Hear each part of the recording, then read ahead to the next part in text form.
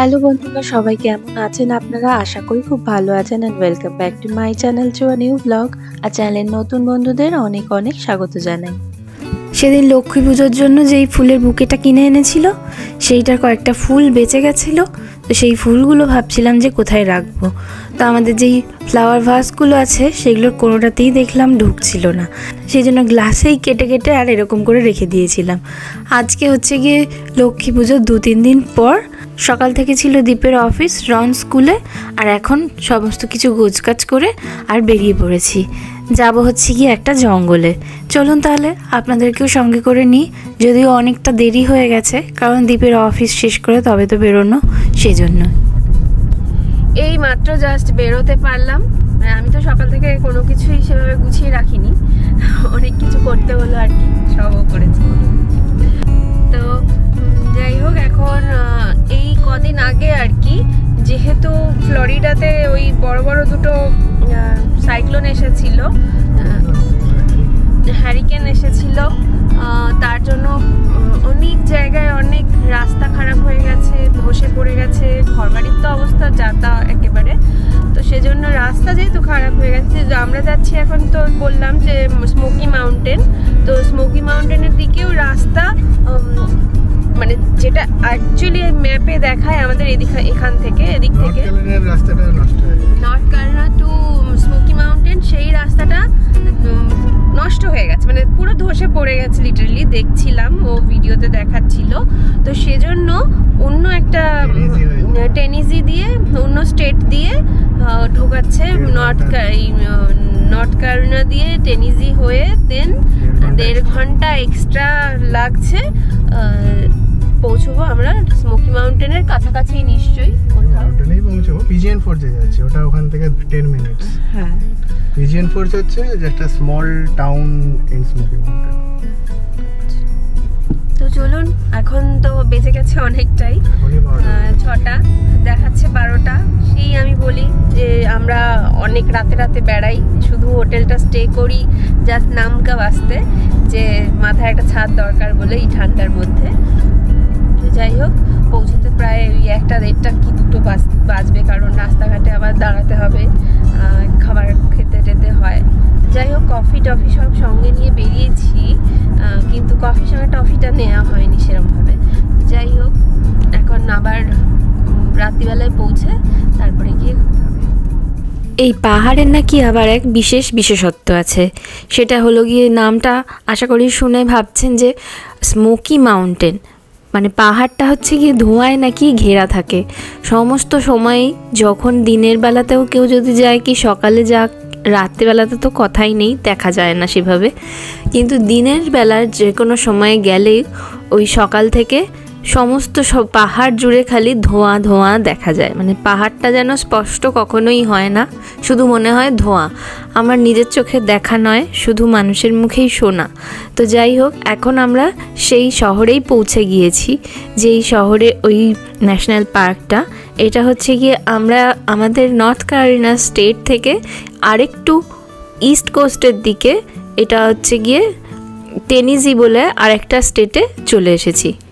আর জানেন যে এই রাস্তাটা দিয়ে এখন যাচ্ছি, পুরো রাস্তাটা দুপাশে কি সুন্দর, কত রকম অ্যামিউজমেন্ট আছে, সবই বেশিরভাগ বাচ্চাদের। যদিও কাল যদি সময় হয় তাহলে রনকে নিয়ে একবার ঢোকা যাবে। আজকে এই এখন হোটেলটায় পৌঁছে গিয়েছি, তবে এই জায়গাটার নাম হচ্ছে পিজেন ফোর্জ। তো এখানে এইভাবে দেখছি ডোরে রেখে দিয়ে গিয়েছিল এরকম একটা এনভেলাপ, এর মধ্যে চাবিটা আছে আর কি। এই জাস্ট পৌঁছলাম হোটেলের রুমে, এবার জাস্ট 2টো খাবো, খেয়ে আর ঘুমিয়ে পড়তে হবে, কারণ সকাল সকাল উঠে আবার বেরোনো। আর খাবার তো একটুখানি বাড়ি থেকে প্যাক করে নিয়ে এসেছি। ঘুঘু পাখিকে দেখুন ঘুমিয়ে পড়েছে, বেচারা আস্তে আস্তে 2বার ঘুমিয়েছে, আবার এখন টায়ার্ড হয়ে গেছে। ওকে খাওয়ানোটাই হচ্ছে কি একটু চাপ। সকালে তো বেশ সকাল বেরোনো, কারণ জঙ্গলের মধ্যেই ঘোরা। এই স্মোকি মাউন্টেনের টুকটাক কিছু পয়েন্ট আছে, আর বাকিটা হচ্ছে গিয়ে ওরকম ঘুরে ঘুরে খুঁজে খুঁজে বেরোতে হবে, বেড়াতে হবে। যাই হোক, এখন আর বেশি রাত করব না, তাড়াতাড়ি করে ঘুমিয়েও পড়ি।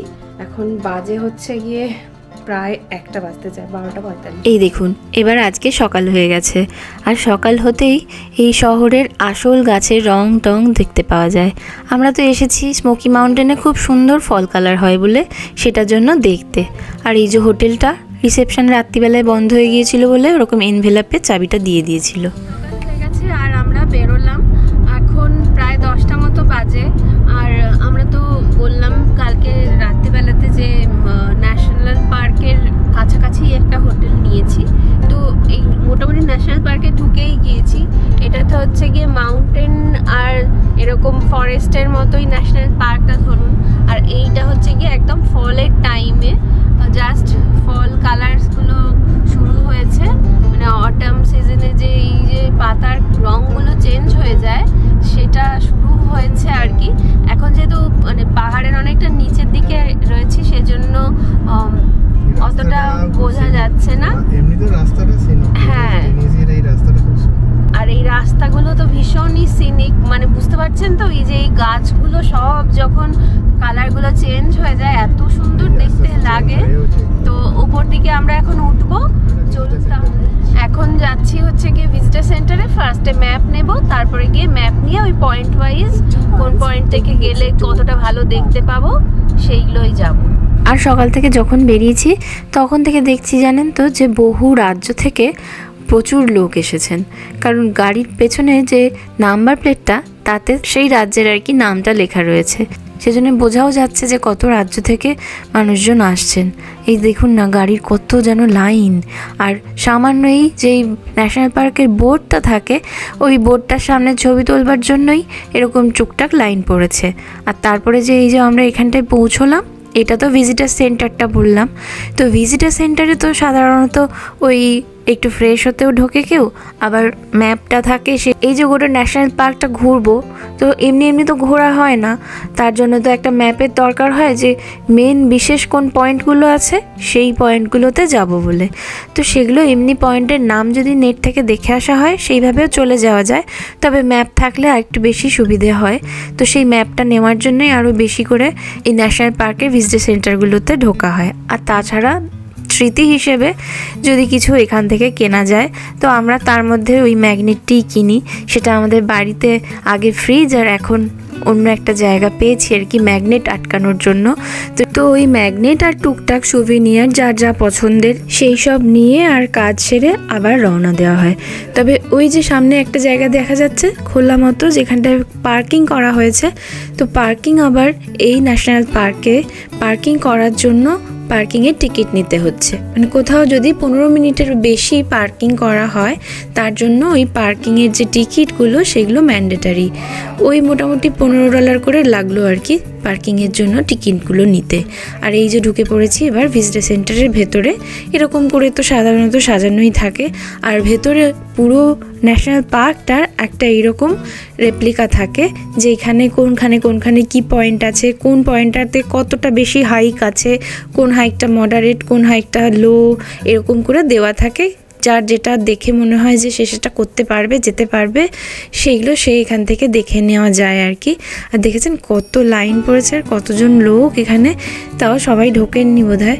আর এবার হচ্ছে কি ন্যাশনাল পার্কের মধ্যে আমি সবসময় বলি যে বেশিরভাগ ন্যাশনাল পার্কে একটি করে মিউজিয়াম থাকে, আর এই মিউজিয়ামগুলো থাকার কারণই হচ্ছে মিউজিয়ামগুলোর মধ্যে সেই ন্যাশনাল পার্কটা কিভাবে তৈরি হয়েছিল, অথবা ন্যাশনাল পার্কের ভেতরে কি কি জিনিস, জন্তু জানোয়ার এই সমস্ত কিছু থাকে, পোকামাকড়, সেই সমস্ত কিছু দিয়ে মিউজিয়ামটি সাজানো থাকে। যেমন এখানে দেখতে পাওয়া যাচ্ছে, এই দেখুন এই সব কিছু কিন্তু ন্যাশনাল পার্কের ভেতরে ঢুকলে দেখতে পাওয়া যাবে।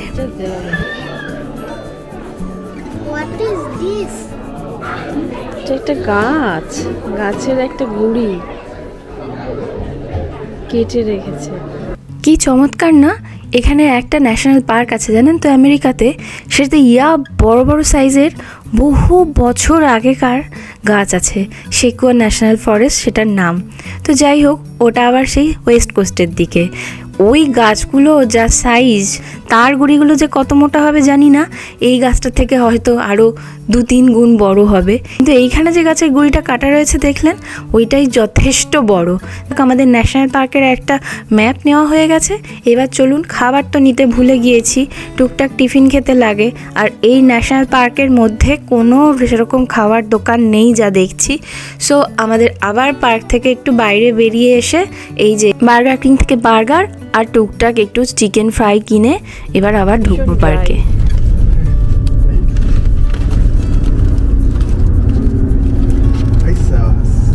আমাদের ফিশ ফিঙ্গারের মতো বানিয়েছে, চিকেন ফিঙ্গারস,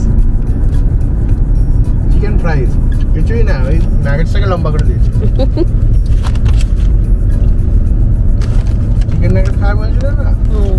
এবার চলুন পার্কে যেই জন্য আসা, সেই স্মোকি মাউন্টেন আর ফল কালার দেখার জন্য আসল সৌন্দর্য ন্যাশনাল পার্কের খুঁজতে ঢুকি। এই রাস্তাটাই দেখুন কি সুন্দর, গাছের পাতাগুলো বেশ লাল লাল হয়েছে কয়েকটা।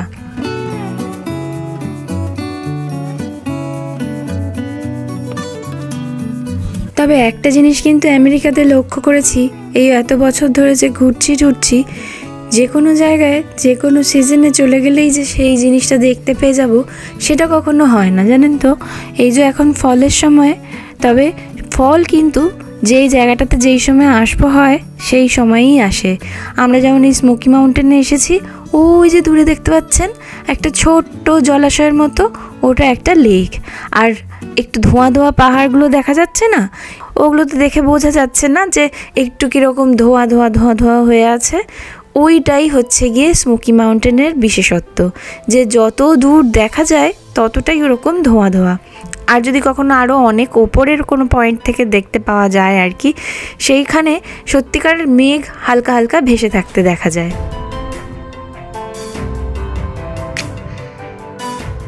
তবে ভালো করে লক্ষ্য করলে কিন্তু বোঝা যায় যে ধোঁয়াটা কিন্তু একদম পরিষ্কার নয়। দেখুন, পাহাড়ের একদম কোল ঘেঁষে একটু নীল বর্ণের ধোঁয়াটা। আর এই নীল বর্ণের ধোঁয়া অথবা কুয়াশার জন্যই স্মোকি মাউন্টেনের নাম হয়েছে স্মোকি মাউন্টেন। আর নামটি এসেছে চেরোকি প্রজাতির এক সম্প্রদায় এখানে বসবাস করতেন। তারা পাহাড়কে সাকোনেস বলে ডাকতো, যার অর্থ হলো নীল ধোঁয়ার জায়গা। আর তাই থেকেই স্মোকি মাউন্টেনের নামও হয়ে গেছে স্মোকি মাউন্টেন।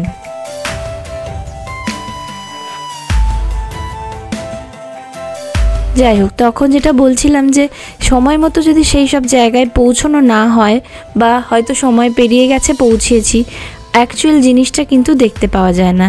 যেমন এই দেখুন, এখানে তো ফল কালার দেখতে এসেছি, অথচ একটু আগে পৌঁছে গিয়েছি, মানে 1 সপ্তাহ আগে। ওই জন্য এখনও সমস্ত গাছের পাতাগুলো সেরমভাবে রং ধরেনি। কোনো গাছ হয়তো লালচে, কোনো গাছ হয়তো হলুদ হয়েছে, কিন্তু পুরোটা খুব সুন্দরভাবে রঙিন হয়ে যায়, জানেন তো। ব্রাউন, হলুদ, লাল, ডিপ লাল, সবুজ সমস্ত দিয়ে সে দেখতে একেবারে চোখ ধাঁধিয়ে যায়, অপূর্ব লাগে। এই পাহাড় যেমন নীলচে ধোঁয়ার পাহাড়, তেমনই আবার এই পাহাড়ে জানেন তো অনেক জন্তু জানোয়ার আছে। তার মধ্যে ব্ল্যাক বিয়ার মানে কালো ভাল্লুক খুব জনপ্রিয়। আর সেই ভাল্লুকের খোঁজেই আমরা আপাতত এই জায়গাটাতে ঘুরছি, কিন্তু একটিও দেখতে পাচ্ছি না। দাঁড়ান, খুঁজে দেখি পাই নাকি। Cool place to be here, but the fall is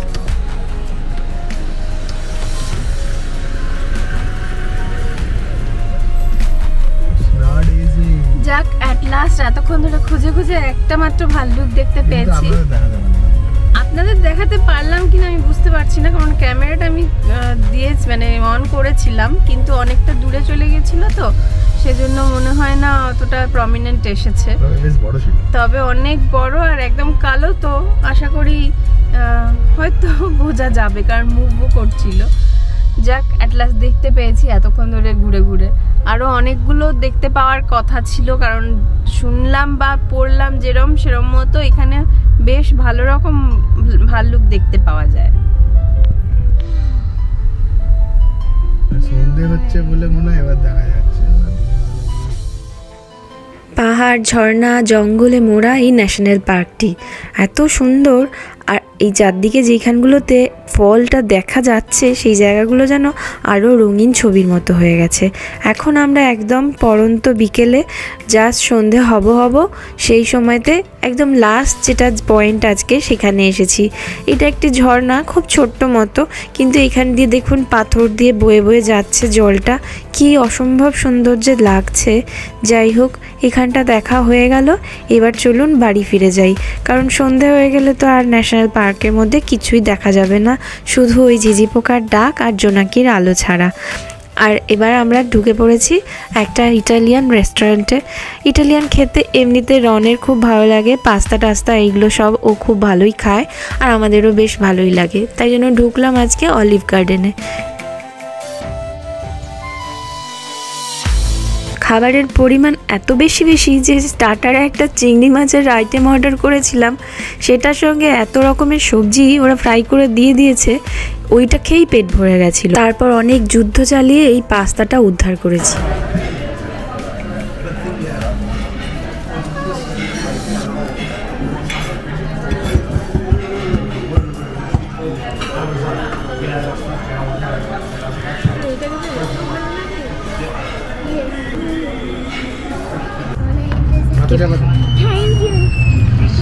আর আমেরিকার ঘর বাড়ির রেস্টুরেন্ট সবেতেই এইরকম হলুদ আলোর প্রাচুর্য একটু বেশিই দেখতে পাওয়া যায়, তাই জন্য এখানেও তাই রেস্টুরেন্টের ভেতরটাতে ওইরকম হলদেই লাইট।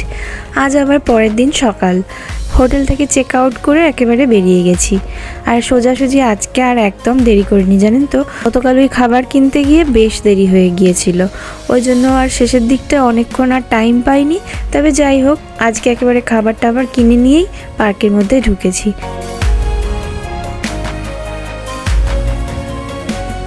আর প্রথমেই আসলাম এখানের একটা উঁচু ভিউ পয়েন্টে। এখান থেকে দেখুন কি সুন্দর চারদিকটা দেখতে পাওয়া যাচ্ছে, কিন্তু দুঃখের বিষয় এটা যে ফলটাই এখনো আসেনি। কি আর বলি, যে পুরো পাহাড় জুড়ে যে ওই রকম রং বেরঙের রামধনুর মতো রং হয়ে থাকবে, সে দেখতে একদম অপূর্ব লাগে। যাক, এর পরের সপ্তাহে হয়তো খুব সুন্দর করে হবে। আমরা আবার তবে নর্থ ক্যারোলিনার যেই জায়গাতে থাকি, সেই নর্থ ক্যারোলিনা এবং সাউথ ক্যারোলিনা এইখানের ফলটা আবার একটু দেরি করে আসবে। এই টেনেসিতে স্মোকি মাউন্টেনে যখন এসেছে বা যখন আসবে, তার থেকে আরও 1-2 সপ্তাহ পরে ওই দিকটাই হবে, তো হয়তো নর্থ ক্যারোলিনাতে আরও সুন্দর ফলটা দেখতে পাবো। ইনফ্যাক্ট আমাদের বাড়ির পাশেই একটা গাছ আছে, জানেন তো, সেই গাছটা যেখান থেকে রন বাস থেকে ওঠে, ওই বাস স্টপেই একটা খুব সুন্দর ম্যাপেল গাছ আছে। সেই ম্যাপেল গাছটা অদ্ভুত রং চেঞ্জ করছে, প্রত্যেক দিন ওকে বাসে উঠাতে গিয়ে দেখতে পাই। যাক, কথা বলতে বলতে দেখুন, এই যে এই টাওয়ারটার কথাই বলছিলাম।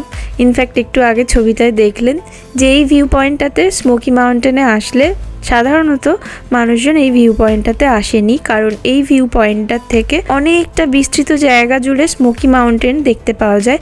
Smoky Mountain is basically Tennessee আর নর্থ ক্যারোলিনা, এই দুটো স্টেটের মধ্যে স্মোকি মাউন্টেন ন্যাশনাল পার্কটি আছে।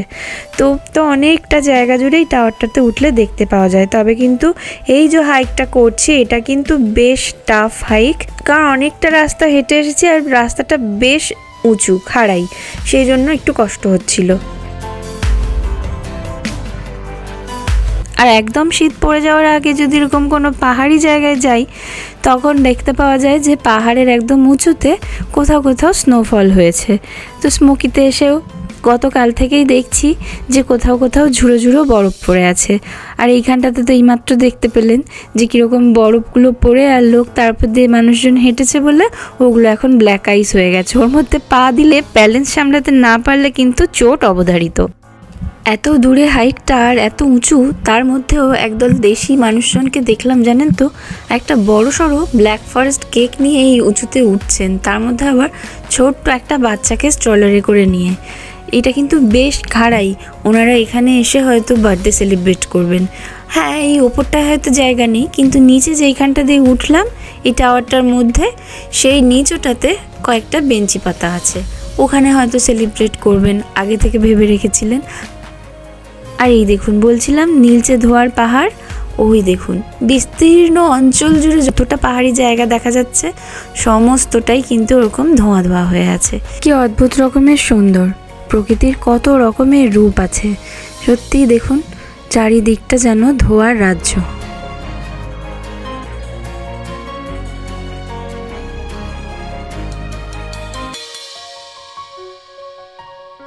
চলুন এবার যতটা রাস্তা উঠেছি ততটা আবার হেঁটে নামতে হবে। তবে এই ওঠার থেকে কিন্তু নামাটা বেশি ইজি, কারণ উঠতে সত্যিই বেশ কষ্ট হয়, আর নামার সময় পুরো মনে হয় যেন পেছন থেকে কেউ ঠেলছে। আমরা নেমে চলে এসেছি ওই উঁচু টাওয়ারটার থেকে। এখন আপনাদেরকে নিয়ে যাব আর একটা ঝর্ণার কাছে। তবে তার আগে এই রাস্তায় এই জায়গাটা কি অপূর্ব সুন্দর। বহু বছর আগে মনে মনে যদি কোনো ছবি দেখে থাকি ফল বা এরকম কোনো রাস্তার, সে রাস্তা হয়তো এই রাস্তাই ছিল। পাতার নানা রকম রঙে রঙিন হয়ে থাকবে চারিদিকটা, আর রাস্তা দিয়ে যাবে হয়তো একটা দুটো গাড়ি, আর হয়তো রাস্তার ধারে জঙ্গলের ভেতরে কোথাও থাকবে একটি ছোট্ট কুঁড়ে ঘর, আর আমরা কজন।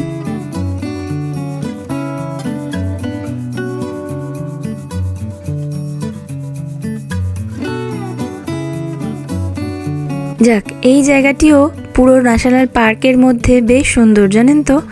যতটা না ছবি বা ক্যামেরায় বোঝা যাচ্ছে তার চেয়ে বেশি চোখের লেন্সে বোঝা যাচ্ছে। এটা কিন্তু খুব সত্যি দেখেছি, চোখে দেখে যতটা সুন্দর লাগে ততটা কিন্তু ক্যামেরায় সবসময় ধরা যায় না। আর যাই হোক, তারপরে আমরা ওই রাস্তা ছেড়ে আবার চলে এসেছি ওই যে বললাম একটা ঝর্ণায় নিয়ে যাব আপনাদের।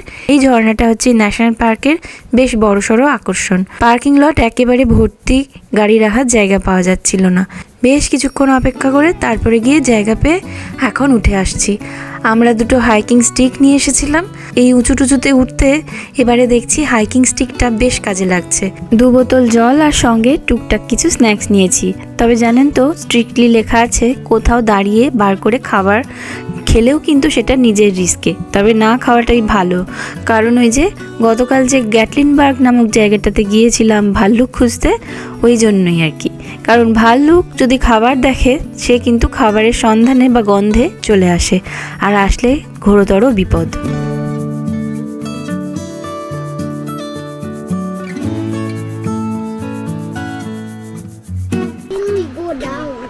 Yes.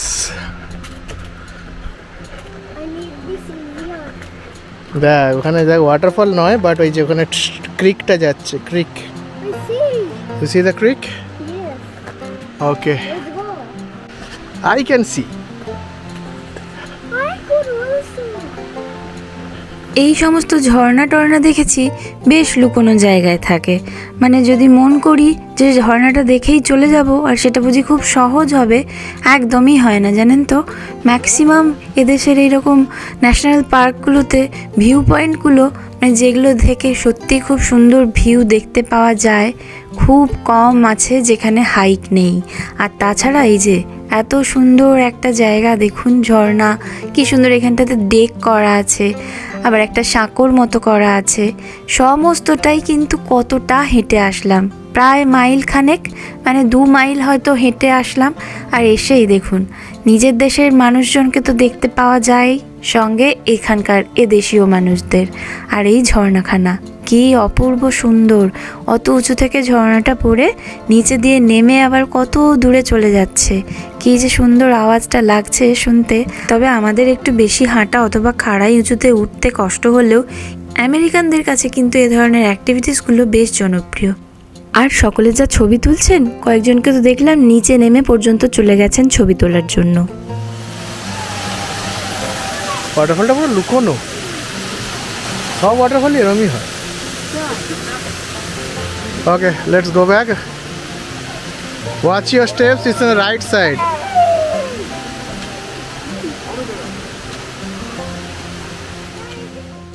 আর এবার নেমে যাব পাহাড় থেকে। বিকেলের এই সন্ধে হব সময়টা এমনিতে তো বলে গোল্ডেন আওয়ার। আর দেখুন গাছের ফাঁক দিয়ে যে সূর্যের রোদটা পড়ছে, কি অসম্ভব সুন্দর যে লাগছে, শুধু ফলটারই একটু যা অভাব। যাক চলুন, ভাল্লুকের তো দেখা পেয়েছি, এগুলো না পেলেও একটা পেয়েছি। আর আপনাদের কেমন লাগলো সেটা কিন্তু পারলে প্লিজ কমেন্ট সেকশনে কমেন্ট করে অবশ্যই জানাবেন। আপনাদের কমেন্টগুলো পড়লে খুব ভালো লাগে। তো আমরা ফিরে গেলাম স্মোকি মাউন্টেন থেকে। এবার হচ্ছে কি বাড়ি তো ফিরবো, কিন্তু বাড়ি পৌঁছতে ধরুন ওই ঠিক প্রায় 6 ঘন্টা মতো লাগবে। তো তার আগে এখন এখানে আইহপ থেকে খেয়ে নেব একটু, কারণ আইহপে খাবার খেয়ে নিলে মোটামুটি অনেকক্ষণ থাকা যায়, স্টে করা যায়। তারপর রাতের খাবারটা আবার ভেবে দেখবো যে কি করব। যাই হোক, 2 দিন বেশ কেটে গেল ফল আর পাহাড় দেখে। যেমন বলছিলাম যে first of all national park, secondly হচ্ছে গিয়ে ফলের টাইম, আর হচ্ছে গিয়ে স্মোকি মাউন্টেন। হ্যাঁ, খুবই তো ফেমাস। আর 3 বছর আসা হয়নি, দ্বিতীয় 4 বছর। হ্যাঁ, আমরা যখন নিউ জার্সি ছিলাম তখন তো বলছিলামই যে আসবো ভেবে, তখন আসা হয়নি নানা রকম কারণে। তো যাই হোক, চলুন এখন খেতে ঢুকি, আর খেয়ে তারপর গিয়ে বেরোবো। প্রথম 3 বছরে সত্যি করে এই পাহাড়ের অনেক কাছে থেকেও এই পাহাড় কিন্তু দেখে যেতে পারিনি। থাকতাম নিউ জার্সিতে, তবে নিউ জার্সি থেকেও কিন্তু 6 ঘন্টা মতো রাস্তা এই ন্যাশনাল পার্কটির। যাই হোক, চলুন আজকের মতো ব্লগটা এখানেই শেষ করি। আবার দেখা হবে নতুন কোনো ব্লগে। ততক্ষণ সকলে খুব ভালো থাকবেন, সুস্থ থাকবেন এবং সাবধানে থাকবেন। আর ব্লগটা কেমন লাগলো পারলে প্লিজ কমেন্ট সেকশনে কমেন্ট করে জানাতে ভুলবেন না যেন। ভালো লাগলে প্লিজ একটু লাইক, শেয়ার আর সাবস্ক্রাইব করার রিকোয়েস্ট রইল। ফেসবুক থেকে যারা দেখছেন তারা প্লিজ পারলে একটু পেজটা ফলো করে নেবেন। অনেক ধন্যবাদ ভিডিওটা দেখার জন্য।